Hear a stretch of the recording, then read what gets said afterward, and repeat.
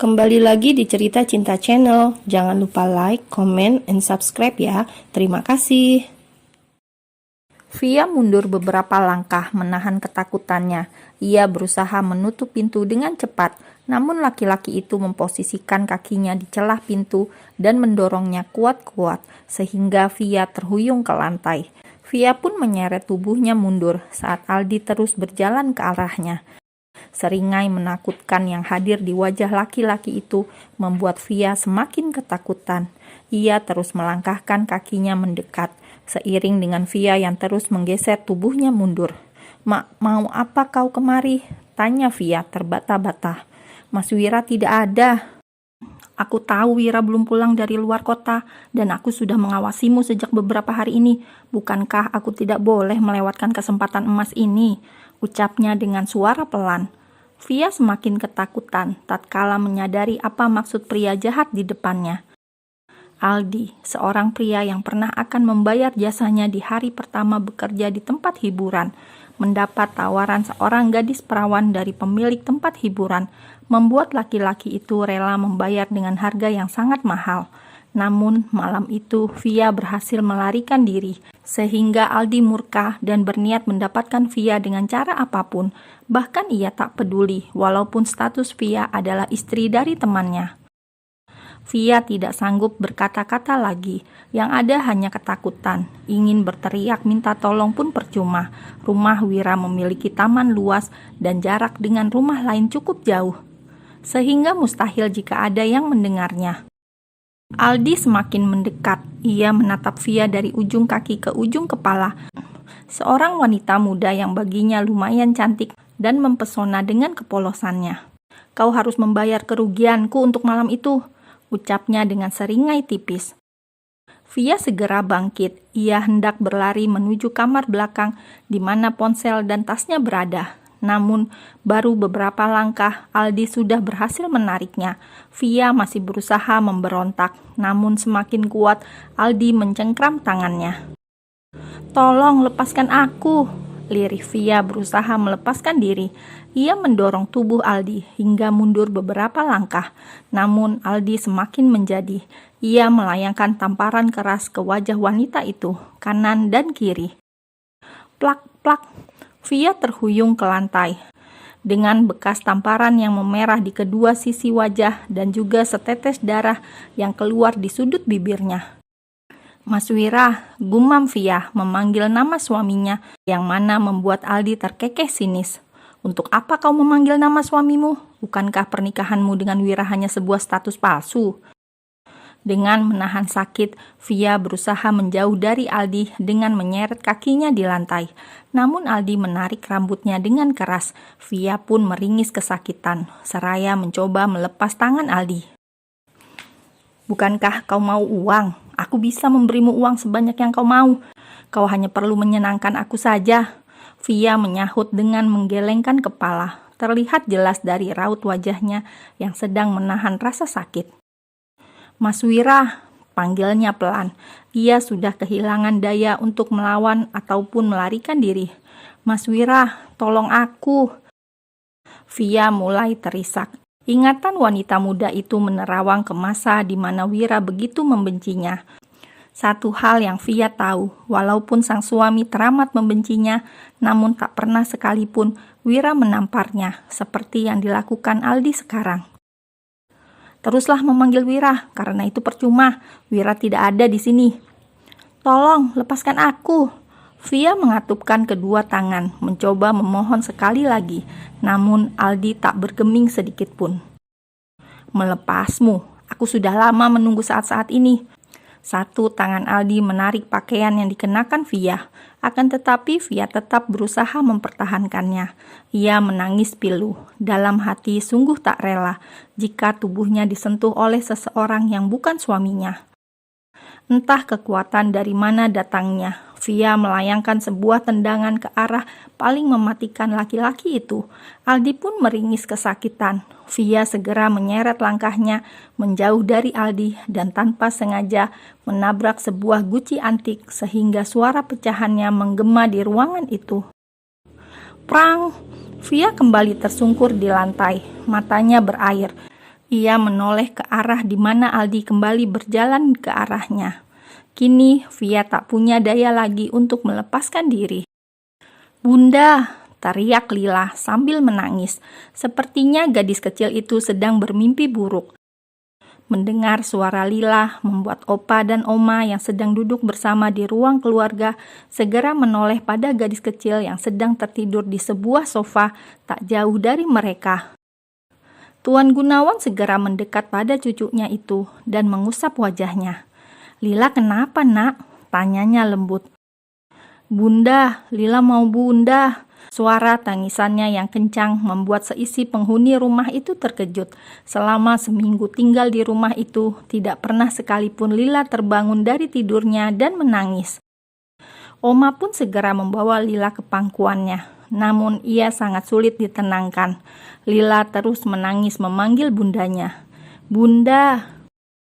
Suara pecahan guci menggema, membangunkan Wira yang sedang tertidur. Masih dengan sisa kantuk, ia mengusap wajah beberapa kali.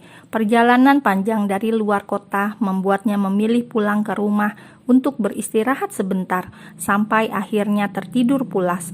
Ia bahkan tak menyadari keberadaan Via di rumah itu. "Suara apa itu? Apa jangan-jangan ada pencuri yang masuk ke rumah ini?" gumamnya. Wira segera bangkit dari pembaringan dan keluar dari kamar. Ia menuruni satu persatu anak tangga sambil meneliti setiap bagian dari rumah itu, hingga pendengarannya menangkap suara seperti tangisan yang begitu dikenalinya. "Via? Itu kan suara Via. Dia kemari." Wira mempercepat langkahnya menuju sumber suara, dan kedua tangannya mengepal dengan rahang menggeram saat penglihatannya menangkap Aldi yang sedang berusaha melecehkan Via. Kemarahan memuncak membuat Wira segera berlari dan menarik kerah kemeja Aldi sehingga laki-laki itu terhempas jatuh ke lantai. Ia kemudian meraih tubuh Via dan memeluknya. Bahkan Wira dapat merasakan seluruh tubuh Via yang gemetaran. "Kau tidak apa-apa." Via tak sanggup lagi menyahut. Yang dilakukannya hanya menyembunyikan wajah di dada suaminya itu dengan tangisnya yang tertahan. Mata Aldi membulat. Ia begitu terkejut menyadari keberadaan Wira di sana. Sebab setahunya Wira masih belum kembali dari luar kota. Laki-laki itu pun segera berdiri. Wira, aku pikir kau masih di luar kota," ucapnya ragu-ragu.